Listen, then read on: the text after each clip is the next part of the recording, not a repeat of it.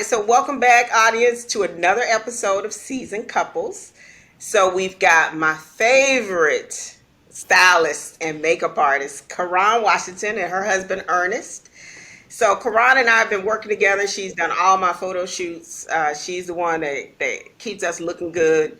For what, Karan, it's probably been a couple of years now. So just It really seems excited to have you guys here. All of our couples have been married for at least 15 years.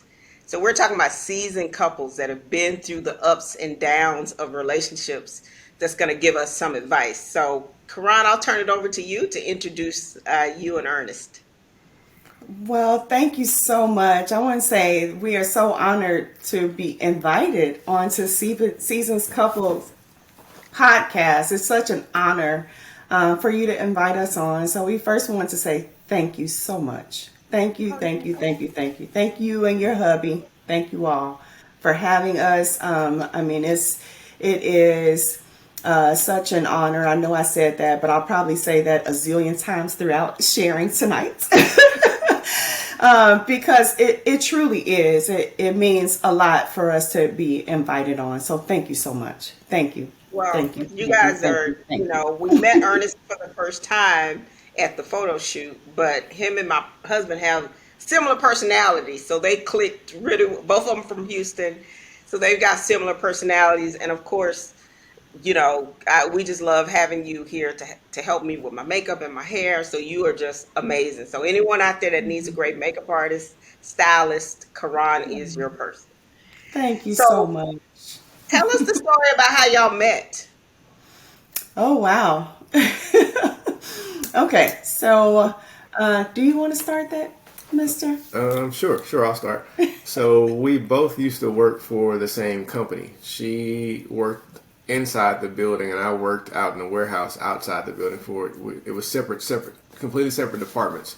So one day, I think I was coming back from lunch, and so where the people who do the hard manual labor had to park, it was kind of near this back gate, and so it was kind of where the kind of segue between the warehouse and the main building, where they had like a kind of a bench, a kind of sitting area. It was taking, I think, a smoking area, but she wasn't out there smoking. She was just sitting there, kind of enjoying, the day, making some phone calls during her lunch break.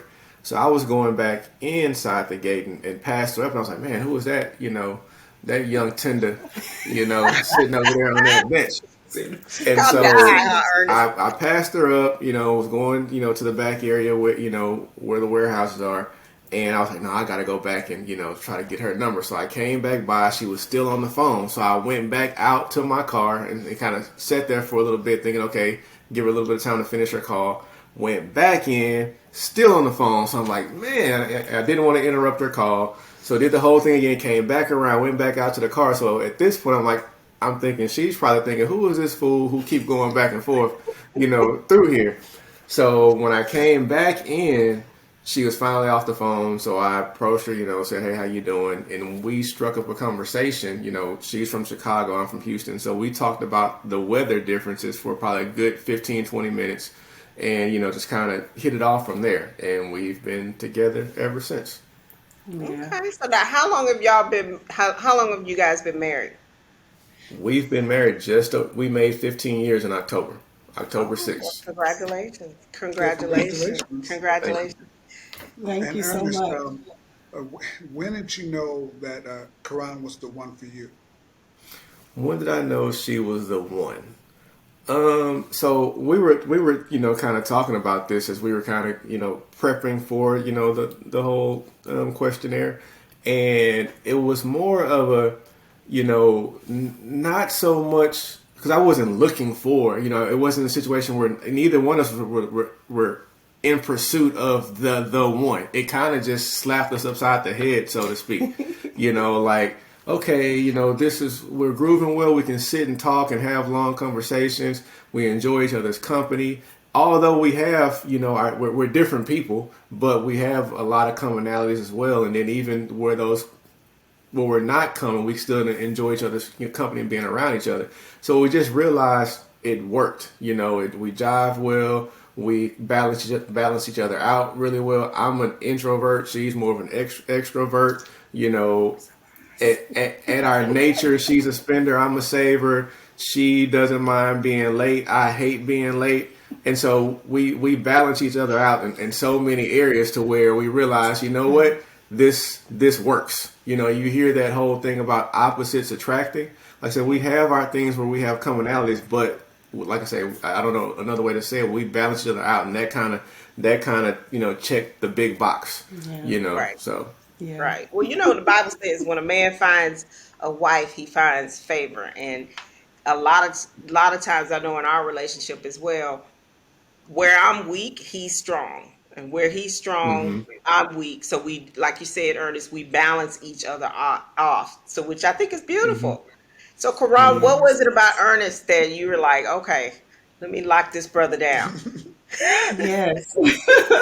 Okay, so now into our 15 years, we have really celebrated being believers, and we have served in ministry, we've served in church for the majority of our time of being married and also being a blended family. But that's not how we met. So I was hanging out. And then he would just come along to be with me while I was hanging out, while he was sitting on the side being quiet and reserved and being who he is.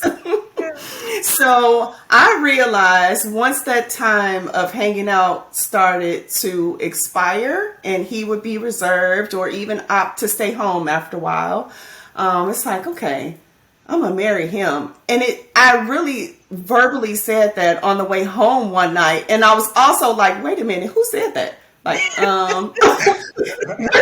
where did that come from? Yeah. Mind you, we're really young at this time. We're young. We're 23 and 24. 20, yeah, around about that. Okay. Yep, You guys when were we when we young. met, I was 23. She was 24. Yep. Yeah, we were really really young, so it was young adults and just starting to live life, starting to have some idea of whatever we thought living life was. So when I saw the character and qualities of stability, I also want to mention that I was a single mom at the time. I was a young mom. I started off my first daughter at 18, and I had my second daughter at 22. So when I met Ernest, I had two girls. I had completely started over from my previous relationship. I completely relocated and started over. So I'm at this full-time job, full benefits, 401k, my own place and car and just all of the things, completely start over. So I'm like, I absolutely do not want to be serious, and I am not trying to, do this and start over. I'm not trying to start over again. But when I met him, the stability that he had and just seeing his character of persistence, and he was willing to be available. And he really, really went out of his way to be available. And I just saw that as this is someone that I could be with, even outside of what I even thought I knew I needed. I Right. recognized that. Well, see, that's funny because our stories are a little bit similar. Because when I was a single mom with my oldest daughter when my husband and I met, she was like 6 months old, and I had, prior to that, had gone to college and had my own place and had my own car and doing what 25-year-olds and 24-year-olds do, just having a good time. But there was something about Terrence that after I had my daughter, I had settled and said, you know what, I'm probably gonna be by myself, and that's okay. But there was something about him that was just so different, right? Hmm. He Hmm. accepted the fact that with me came my daughter, so I was the package. Um, Yes. and he loves her just like that was his biological child. So, Yes. yeah. Yes. Yes. Anything And that. to add to that, Mr. Ray? When well, actually, we met when I was in college, and probably after meeting her, I probably knew within 2 minutes. Okay, I think she, Wow. yeah. Now it took him 2 years to ask me out. Now, but so a lot happened between that Wow. moment and that time. But yeah, Wow. that's kind of his story. So what is it that makes it work for you guys? For your, for 15 years you've been hanging in there with marriage in terms of, so what has made you stand the test of time? What's worked for you? I mean, I think for starters, we recognize that it's a journey. It's a marathon and not a sprint. There's going to be highs, there's going to be lows. There's been highs and there's been lows. For sure. And we've been committed to each other for sure, but we've done our best to always try to keep God first, and that's what always brings us back to center. When one of us is upset with the other, or we're both upset with each other, or whatever the case may be, that kind of has us distancing ourselves, or what have you. God always brings us back to the center. Whether we're actively, calling on Him to bring us back to the center, or whether He's just saying, "Hey, get your tail back over here to the center," Let me pick you up and bring you back over take here. your tail. So Okay.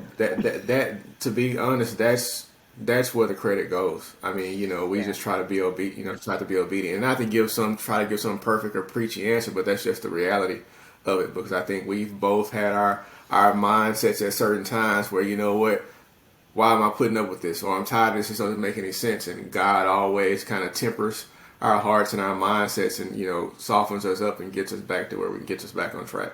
Yeah. That's just Yeah, and I all. think That's just been the truth. and that's been a consistent theme with all of the couples that we've talked to, because marriage is not easy. Nope. It's and people say it's a lot of work. It's not easy, but the thing Yes. that I've learned, it's not easy because you can't be selfish. You've got to focus on the other person, and really, you feel like sometimes you're giving more than what you're getting, but knowing that in the end, everybody's got to be 100% of who it is they're supposed to be. So, And I Yes. believe that marriage is a test of faith. Because what you Yes. have to do is that you're going to have to give everything that you have to the other person and have faith. They're going to turn around and do the same thing to you. yeah, Yes. Yes. Yes. Yes. yeah, Yes. And because without that, it makes it really, really hard. It's hard in and of itself. But without Yes. you just stepping out on faith and say, I'm going to just give everything I have to this person. I'm going to put everything I have inside of me, inside this other person, and just have Yes. faith that they do the same thing, and we're not waiting until they give back. Yes. We was just talking And I think about. that's the way to do it. yeah. No, Yes. I agree. Yes. So, Yes. what about gender roles in your marriage? There's traditional. Some people have a mixture of gender roles. Some people have their own thing that's going. What works for you guys? I mean, I'm sorry. Did you want to go, Go ahead, baby? babe. You No. can start and I'll add. Yep. So we're traditionally untraditional. If that makes any sense. So I don't. As the man, the husband, the head of the house, that whole thing, right? I welcome that and willingly take that on and understand how society, views that. That if something goes wrong with our household, then it's gonna fall at my feet, and I take and respect that. But at the same time, you know, my wife is a strong woman, and I have no problem, no issues with that. For us, and just by the way it's turned out, I've been the financial provider, and I'm okay with that. She's okay with that. But if the roles were reversed, I'd have no problem at all with that. I don't, as the husband, I don't have an issue with or any insecurities in that regard. If things continue to take off for her and she becomes the main financial provider, then great. Then I figure out other ways to make sure I'm balancing out, that, because I think people put not taking away the need for finances, because we all know how important finances are, but sometimes I think couples and just individuals can put too much of an emphasis on it. It's just a tool. Yeah. It's just a tool, and you need finances to pay the bills, but you also need to make sure other things are being done, and the finance part is just one of the boxes that has to be ticked. And so we try not to give it more power than what it actually Yes. deserves and needs, and just making sure that all the boxes that need to be ticked are ticked, regardless of who it is, male or female, husband or wife. And Yes. then, with having kids, you bring them right on into it too. This has to be done in order for this household to move forward, Yeah. regardless Right. of who's, doing what, who's, making what money. So just keeping that focus and keeping and trying to keep finances and money in its proper place and not let it rule the household. And I Yeah. think as long as we continue to do that, that kind of helps, shape how everything else, goes, because, Yeah. you anything that in there? To add to that, as we mentioned, we met at work, so I was earning my own income when we met. But I want to mention when we had our son together, high risk pregnancy, all of my pregnancies were high risk. So I was really, really sick. That kept me at home. So we had to have the conversation of course, I wasn't able to work, but re-entering work and having now a third child and learning what life and family and just what all of those things look like. Do I go back to work? Does he do, go to daycare?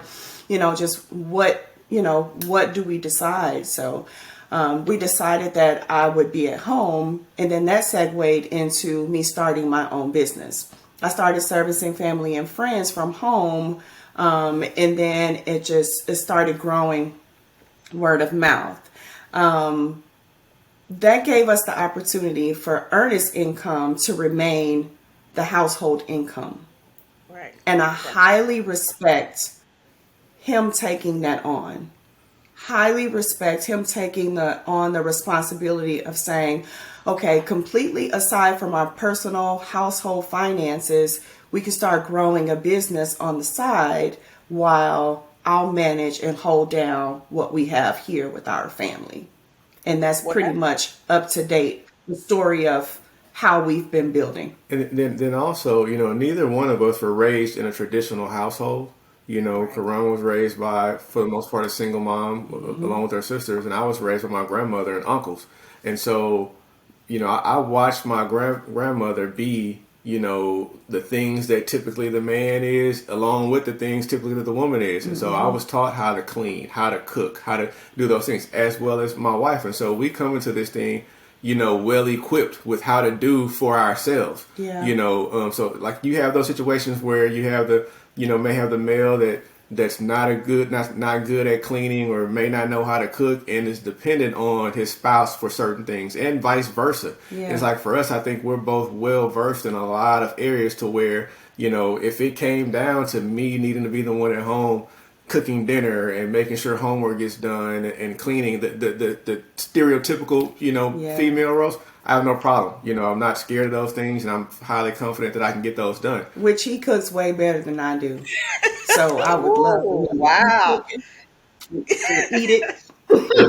And and He and cooks way better. and, Better vi- cook. and vice versa. If she had to go out and it was dependent on her to earn the income for our household to thrive, then she's fully capable of doing that. And that was one of the things that really, going back to the, knowing she was the one, question, when I learned that she was a single mom and still making life happen, for herself and for her girls, that was a huge, plus. That okay, this is somebody who when life throws her a curveball, she's not going, go into a hole and tuck and hide.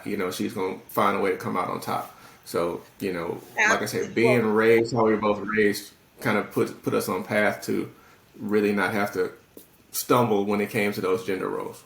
well, Yeah. that's beautiful. And what I hear is that a lot of the young men tend to struggle because black women are the most educated populace in the country. Like we got all the degrees, we're bossing, we're doing it. But there's a lot of men that are really intimidated by strong black women, and so it's really beautiful, Ernest, that you're able to see that even though she's a strong woman, you respect her for being a strong woman, and that to me and because my husband is the same way, that says a lot about you as men, right? Like Yes. your masculinity is not diminished in any way because you happen to Yeah. be with a strong Yes. woman. I think that Yes. says a lot about you guys, as men, and I just want to definitely make sure I share that with you, because there are men out there that really struggle with being with strong women. Yeah, I have that much more respect for my husband when he can give me room and give me space to grow as a strong woman. And I put up my quotations, not to say that strong is not a real thing, but I don't want it to become a stigma either, where it causes some form of separation.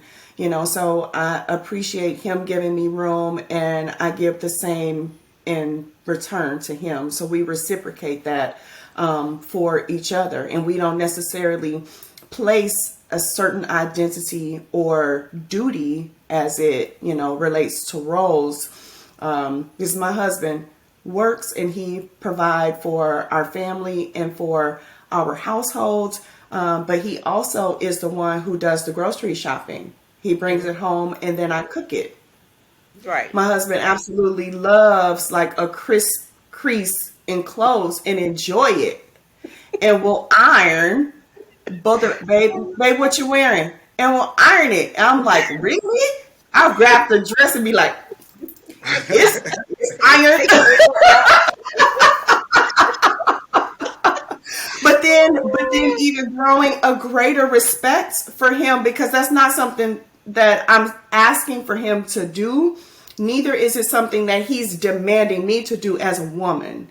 But we can share it, share in those duties and responsibilities. And there's not these specific things set aside, because then I'm making the appointments for the kids and doing the counseling things with the schools, with the teachers, and just all of the interactions with those things. But of course, he's managing the accounts, and we just learn where our strengths are, and we give each other the space and the room to operate in our strengths. And if it feels like there's some form of imbalance at any given point, then again, that's where God brings us together and we say, okay, where are we growing to? What season are we in? What do we need to do now so we can keep progressing?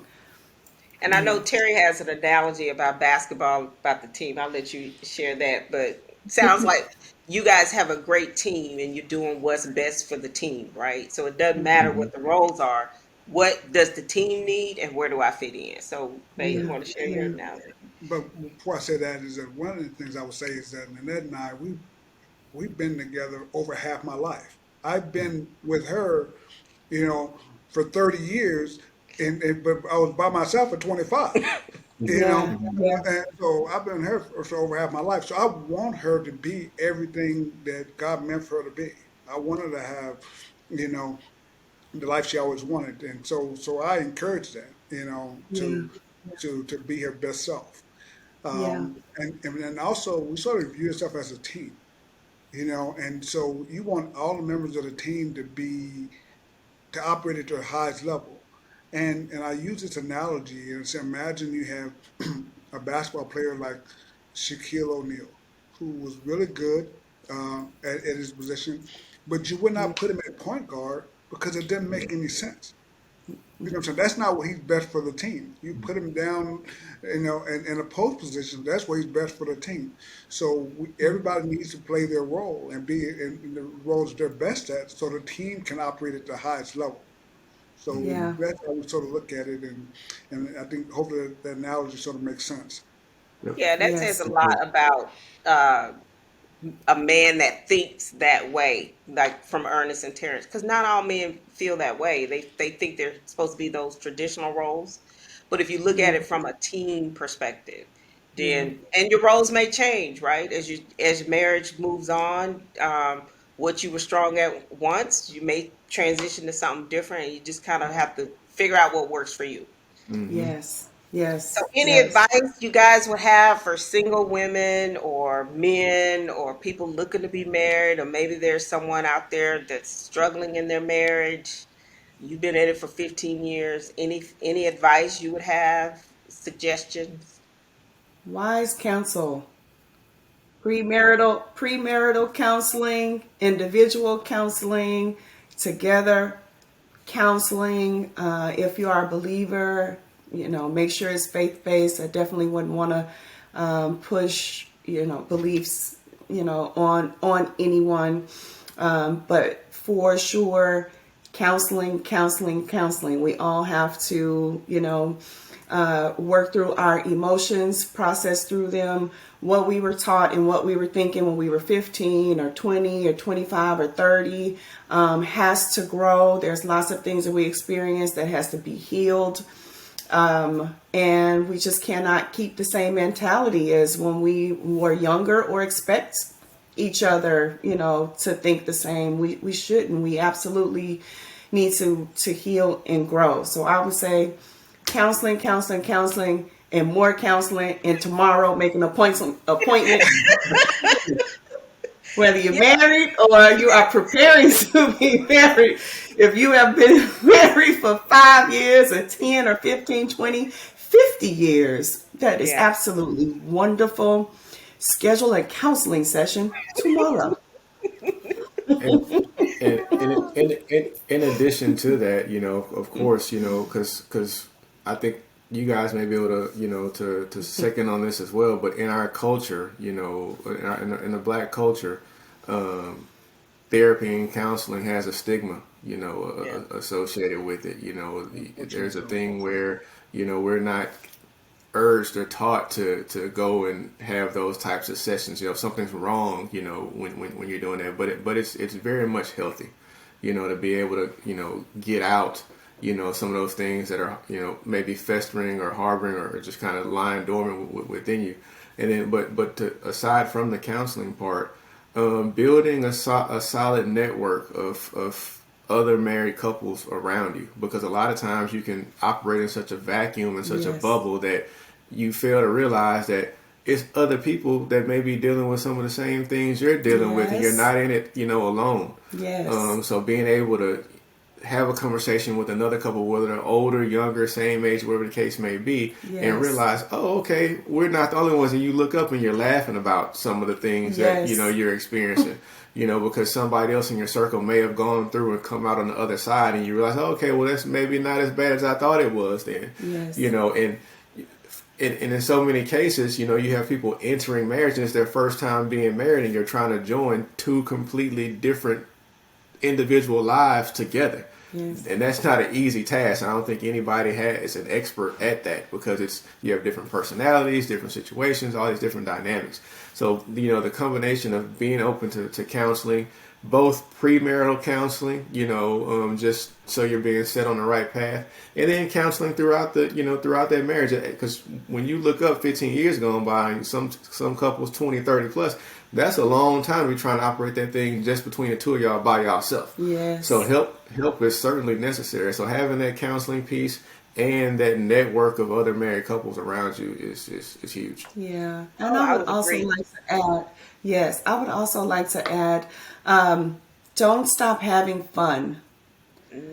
Learn what you enjoy together and learn how to keep doing them without including those children that want to be involved with everything that you do and all of your money.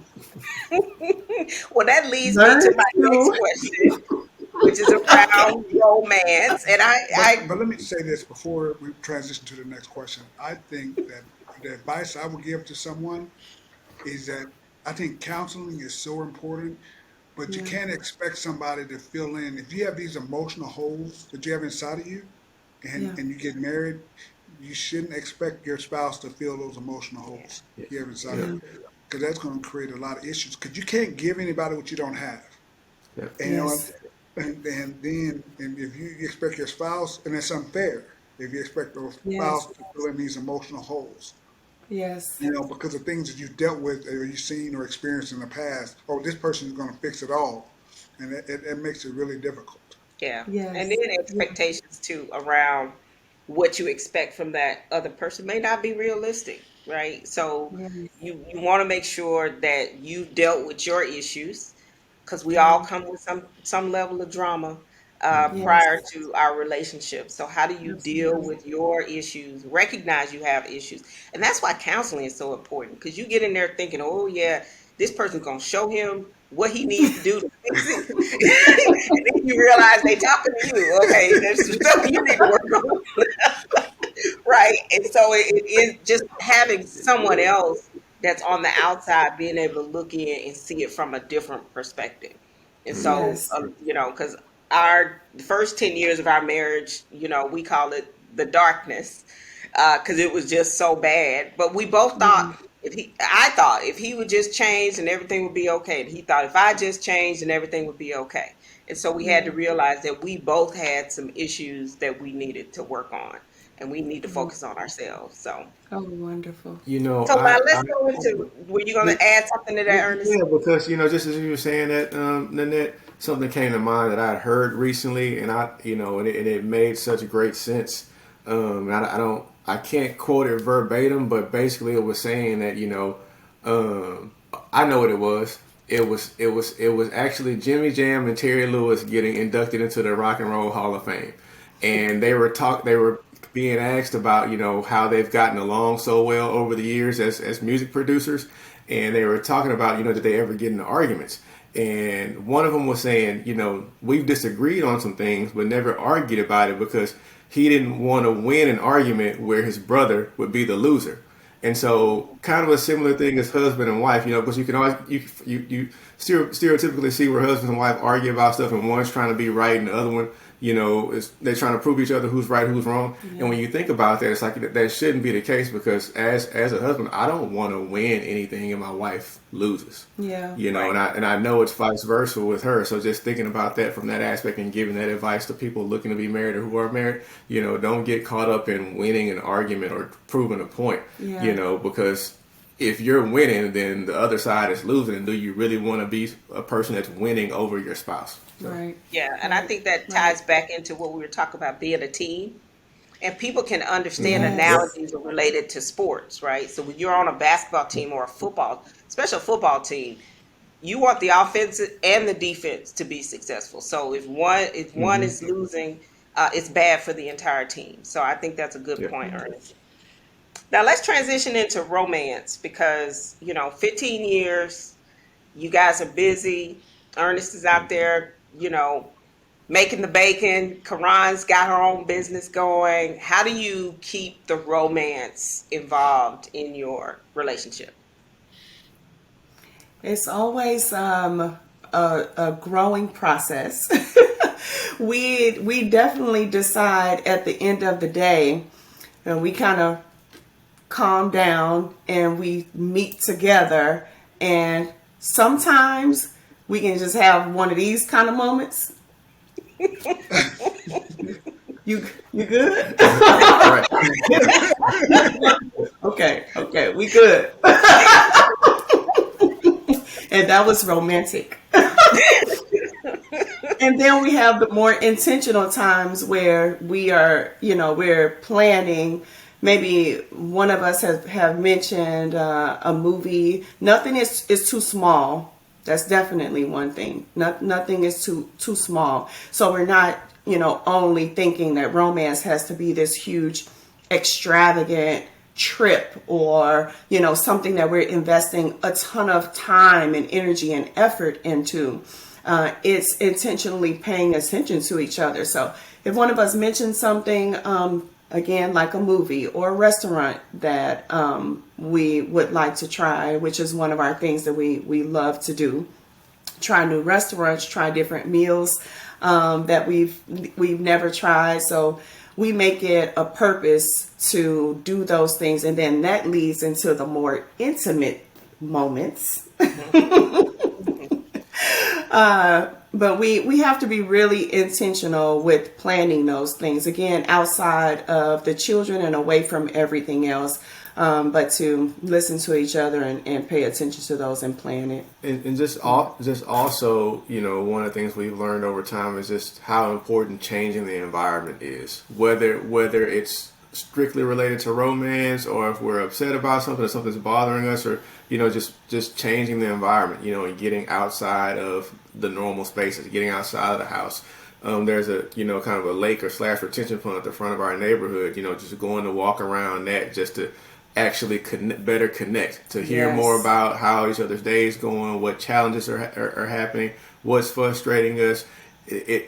that change of environment presents opportunities for us to better connect, and then that ultimately, leads to the furthering of the romance part. Yes. So just recognizing the importance of changing things up and attempting to keep things fresh. Yeah, And for sure. it's funny you guys say that because that was the biggest transition for me early on in our marriage. Because you have these grandiose ideas about what marriage is supposed to be, right? Oh, Right. he's gonna be planning all this stuff, and it's all romantic. But then you start to appreciate the small things, Hmm. right? Yes. We work Yes. together, so romance to us looks like, hey, it's Thursday, let's go do lunch together, right? Hmm. Or Yes. um, Yes. he likes to watch sci-fi movies, so of course we've seen all things Marvel. Which I'm not that so much into it, but that's what he finds joy in. So Yes. going to the movies with him and watching the movie. So we're big movie people. So we've seen all the Yeah. latest Marvel movies that have come out.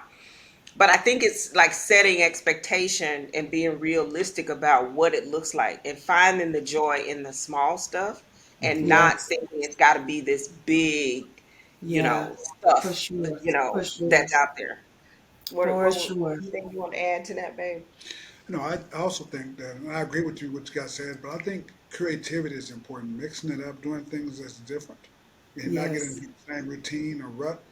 And Yes. but the small things, the daily things, Yes. and I try to make it a point every day to, especially in the last couple of years, to tell them that how much I appreciate her and how much I love Yes. her, and those Yes. and so because I need for her to know it, not only know it, but I need for her to feel it. Yeah. Yes. And, Yes. and, and Yes. those are the things that I think that's important.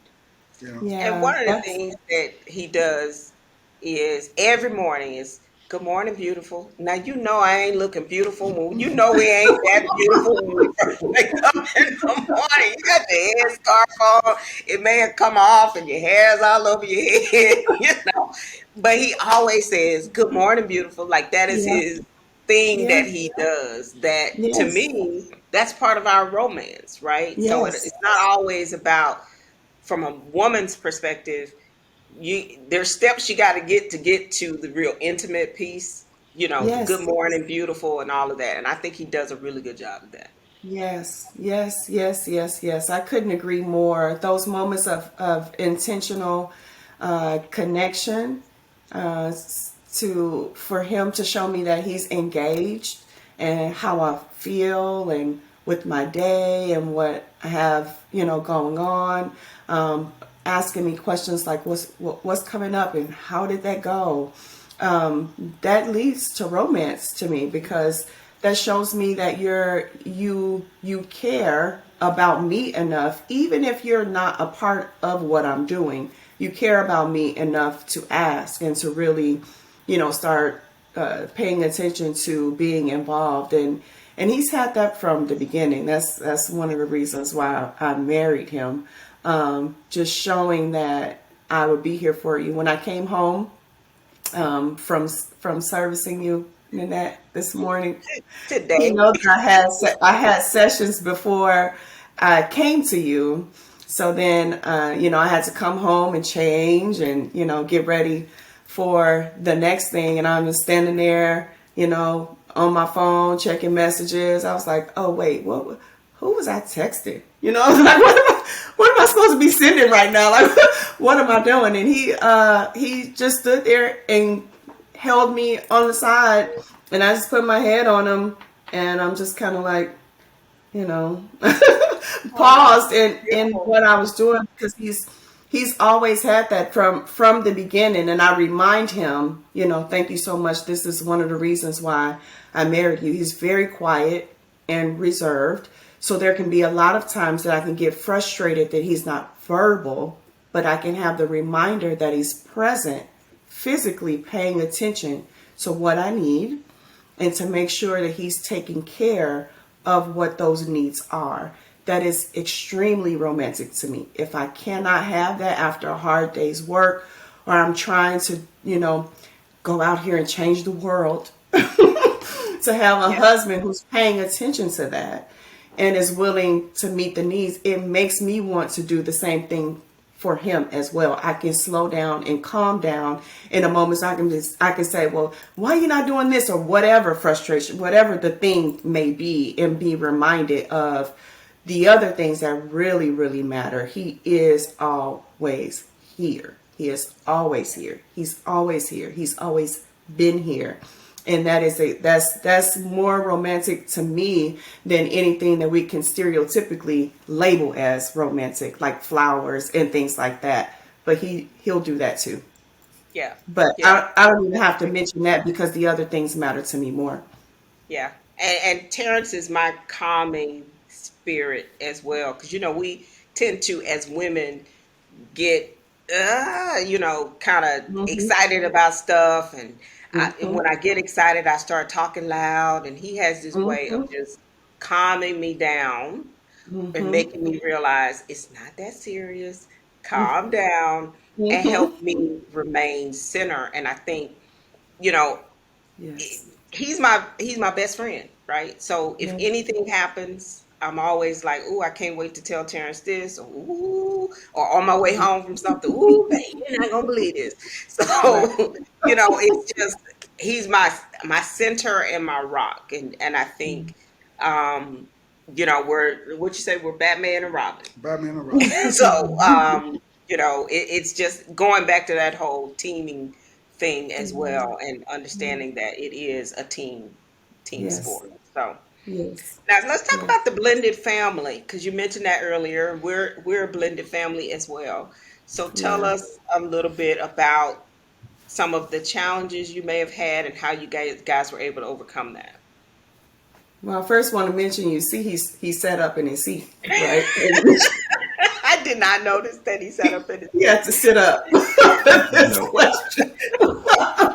I just set up because I'm in this hard chair. I have to reposition myself, and it was starting to ache a little bit. Yeah, that is at the top of the challenge list for us, being a Okay. blended family.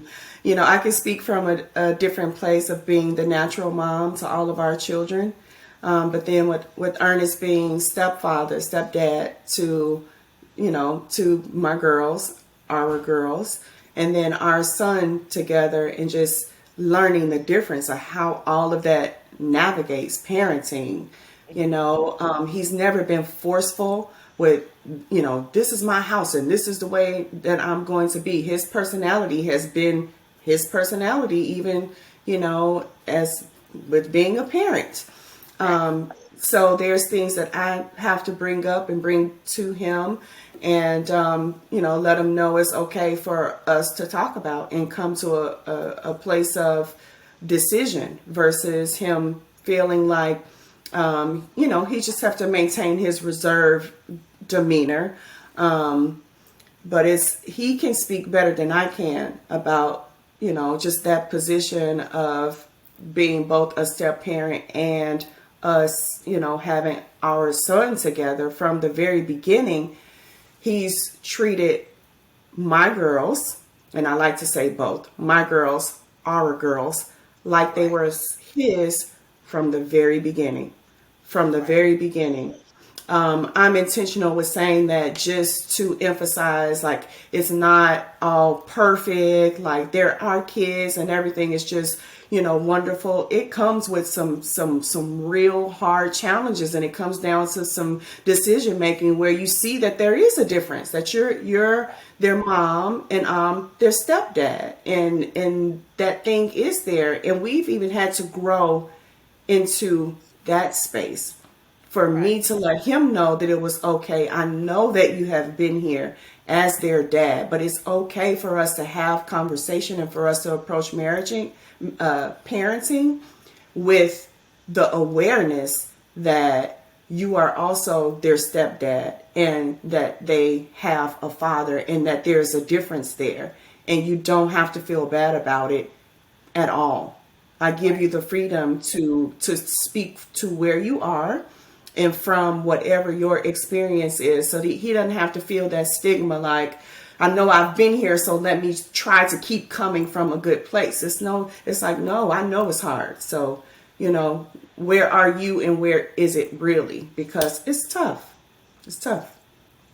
Yeah, that's like going back, going back to that whole advice thing again to couples who are potentially looking to get married, or that is a part that may not even come to play, in the initial conversation, because when I when I was single, when I was a young person growing up, I never envisioned myself getting married to someone who already had kids. I won't say I was against it, but that was just never part of the vision. And so then you find yourself dating someone who has kids already. It's like, okay, well, if this is going to go where it could go, then there's going to be a different dynamic here that's different than what you ever envisioned. And to be honest, 100%, it's not easy. I mean, you everything's going great in the beginning. You're in that newlywed stage, and everything is perfect. And then you hit snags. You hit real life and have to deal with the challenges. It's difficult enough when it's just you and your spouse learning each other and bringing two lives together, and then enter children, and on top of that, children that are not yours biologically. There's a lot of dynamics and components that are involved with that you just don't always see coming, and you're dealing with those curveballs that are coming your way, and no specific one thing. It's just the reality that you have to overcome issues that are outside of you and another adult. You're dealing with kid issues that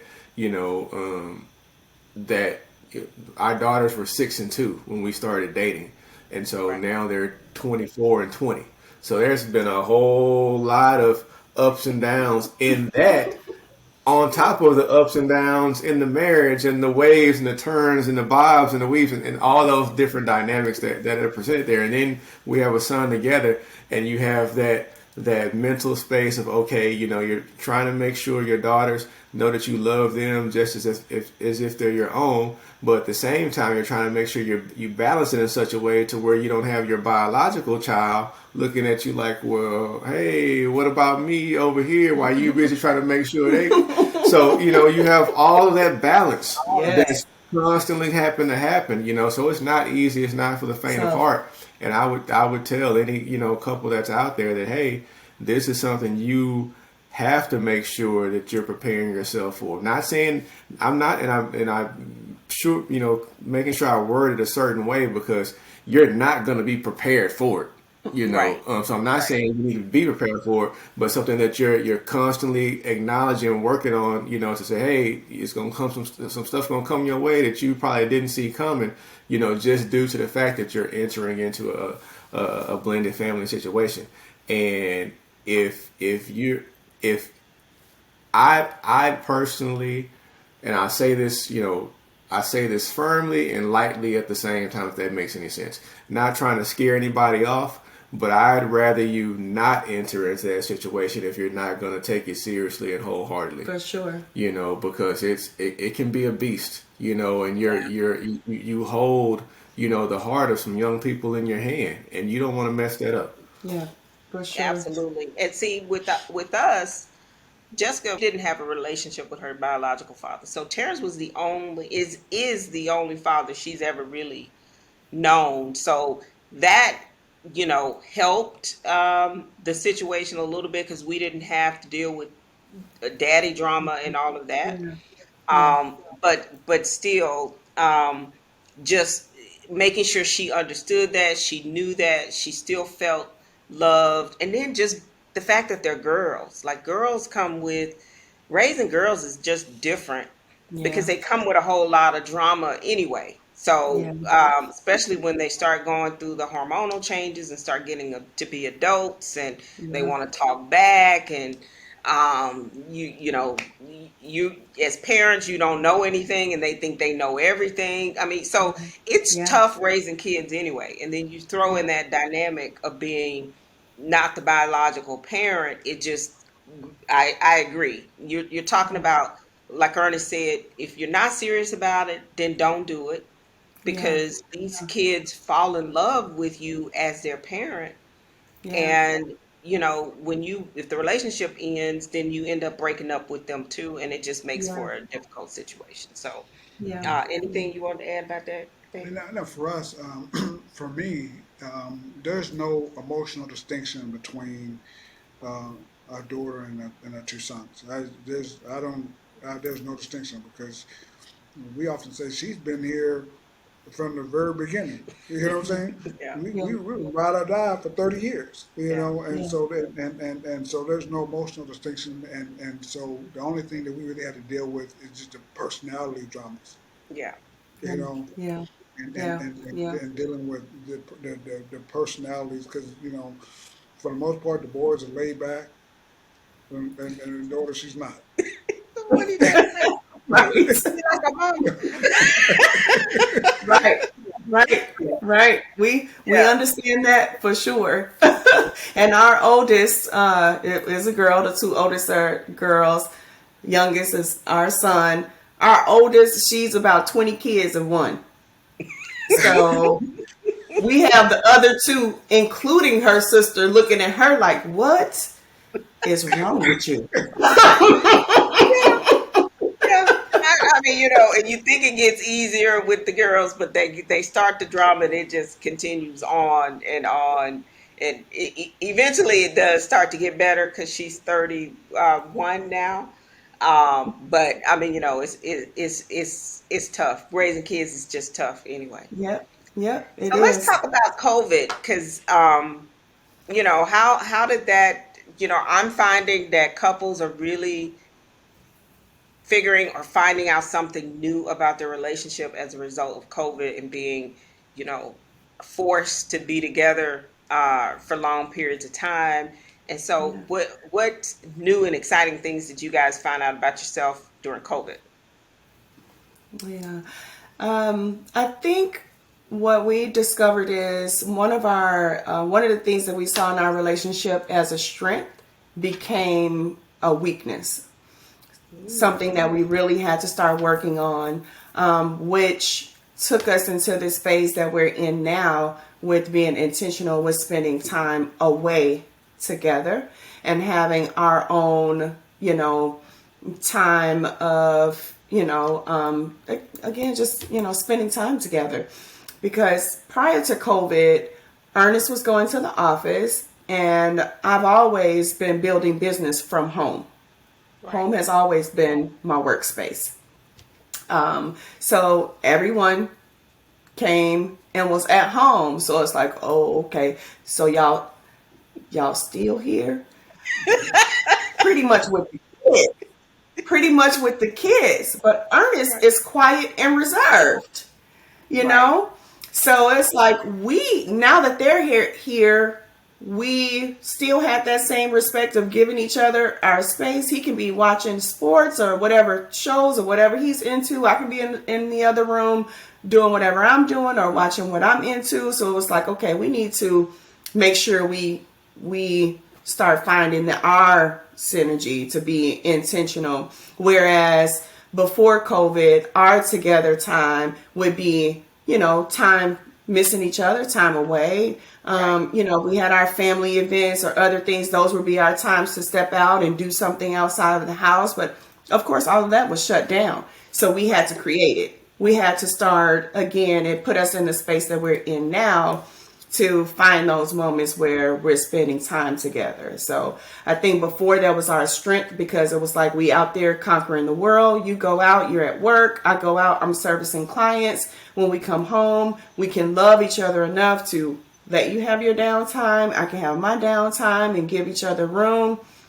But now everyone is together and we can't have this, separate thing. We have to find ways to come together and spend time together and, do our things that we enjoy. Right. And be So that intentional. was huge. That was Okay. huge. Yeah. Versus that time being together because I know that can create space like, okay, you always here and now you getting on my last nerve. You are too here. And see, with us, we work together, so we are used to being together. And I think But again, we had to figure out the whole working environment space, right? So I had to Yeah. find space for myself to work. He had to find space for himself. Then we had Hmm. a college student that was home, that was remote learning. So once we figured all of that out, then it was more of, because it wasn't like we could go out and do stuff. We had to be Hmm. creative in how we were going to connect here in the house. So Hmm. I think it was the same way. Yeah. I feel like it brought us closer together. What do you think, honey? No, I think it did. It brought us much closer together. We started doing things together, especially Hmm. wanted to get healthy because we were very fearful of any adverse impacts of COVID. So we really started Yeah. exercising and so spending that time together, and we still do that to this day. Yeah. Um, but one of the things that we had to do though too was that um, we had to separate where we worked, because Nanette, she thinks out loud. You know what I'm saying? And I'm thinking to myself and trying to write something or do something, and she's thinking out loud and asking me questions all the time. I said, no, we gotta separate. So Basically, I talk too much. That's basically what he's saying. Yeah, we definitely had to create our separate spaces too. yeah, Yeah, I'm out in the open, and Ernest he started out in the open, but then he had to transition into we have a home office in the front of the house, so he had to move into here into the office, and they gave him room to close the doors and have a different kind of focused space. And I'm out in the open. I'm set up. I have racks and desk and hats and clothes and just my whole setup is out there. Yeah. So we had to have that too. I'm definitely more involved. And then I started doing my Zooms. We share a wall. I will say that. So I started doing my Zooms and meeting with clients, online. And I probably talk louder than I am now. I'm not sure how it's coming through on the camera. And I'm cracking up and I'm doing, just all kind of stuff. It's like, well, are you working or are you like, what's happening right now? And then I have to come and say, I'm sorry, babe. On some of them, I was like, okay, that was loud, huh? 2 hours later, that was loud. Was that too Ernest was like, yep, you loud? were. Yes, it Terrence's was the too same way. loud. But I think you and I are alike. We get excited, we start to get loud. So Yes. I think he is because if he was loud and I was loud, that would be a hot mess. So I think I think we balance each other off in that Yes. respect. So Yeah. anything you'd like to leave with the people as we start to close out? I mean, especially for our men, Ernest, about relationships that you'd like to share, and I'll have Terrence do the same. Just heightening, the importance of patience. In patience in the relationship, whether we're talking about with your spouse or even with your kids, and to be quite honest, even with yourself. Men, we can be at times very demanding. High expectations of ourselves, high expectations of our spouse, high expectations of our kids, and we're all different people, coming from different backgrounds, different experiences, and those differences are going to sometimes dictate, how we approach things. And so nobody's going to approach something the same way you do, and just because you plan to approach it a certain way doesn't make you right. So just having that, that heightening of patience, and if you don't have it, going to God and asking Him for it, and allowing Him to, to give you the tools needed to continue and prosper in that journey. And then not backing down from the areas, where you lack. We all have, different personality traits, and sometimes we can be insecure when when we lack certain pieces of personality, certain pieces of who, what's needed. But that's also part of why, you have a spouse, Because a lot of times, especially when you guys have put the time in to know each other, to learn each other's strengths, learn each other's weaknesses, you find that, like you were saying, and that where I may be weak, she's strong, and where she's weak, I'm strong. It once again balances us out. So just having that patience and that want and will to learn who your spouse is, because of the fact that you're a team, and coming to that. I'll go back here, something we didn't mention. When the church we belong to, one of the first ministries that we were invited into was the one flesh, marriage ministry. And just that one flesh piece, that there's something true about that. You are one flesh, or at least your goal should be, to be that one flesh. And for that thing to really operate the way it's supposed to be, you have to be, that one flesh. So trying not to overpower, your spouse, because you're the husband, you're the head, you're the lead. Yeah, but that doesn't mean you have to, operate with the iron fist. So having that patience to allow your spouse to be, your support, to be your rock, to be your right hand and your go-to person, allowing the space and the time, for that to happen and manifest itself, will pay dividends, in the marriage. You don't have to be the front and the lead and the muscle on everything that comes your way, as the man of the house. There are some times where, she's gonna have your back, and it's gonna be willing to take the lead on things. So just allowing that to show itself in your marriage. Yeah. Oh, I think that was beautifully Beautiful. said, Ernest. Beautifully said. Terrence, anything you want to? And one thing I would say is that oftentimes when we grow up and we hear all these stories about marriage and what the husband's supposed to be or the man's supposed to be, oftentimes a lot of stuff is just wrong. Because we think being strong is this John Wayne type of strong where you're not vulnerable, you're not sharing, and you're not, and you're totally unemotional. That's not Yes. realistic. And Yes. and I think being vulnerable is a sign of strength, Hmm. and Yes. there's a lot of trust involved in Yes. that as well. And Yes. so, because I said before, is that when I close Nanette off, I think for a long time I'm just not sharing, but she doesn't feel that way. She feel like I'm pushing her away, Yeah. Yeah. because I'm not sharing. So I need to share. I need to let her in, Yeah. and so we can talk about it and work through it. And Yeah. and being able to understand that do what's best for the team, and Yeah. sometimes being doing what's best for the team is being vulnerable. Yeah. Yeah. Yes. So, Yes. well, we definitely enjoyed meeting with you guys, and thank you so much. It's an honor that you guys took the time to really talk to us and talk to the audience about, especially from the blended family standpoint and what you guys have gone through, but just sharing and letting people know that you didn't get to 15 years and it was just easy. There was some Right. work involved, and I think Yeah. what we're trying to do with this podcast is really share with people that things aren't always the highlights of what you see on social media, and to really make it work, you got to be willing to put the work in and do what it takes Yes. to make it successful. So I just want to say thank you, Ernest, and thank you, Karan, for joining us today. And you guys can enjoy the rest of your weekend.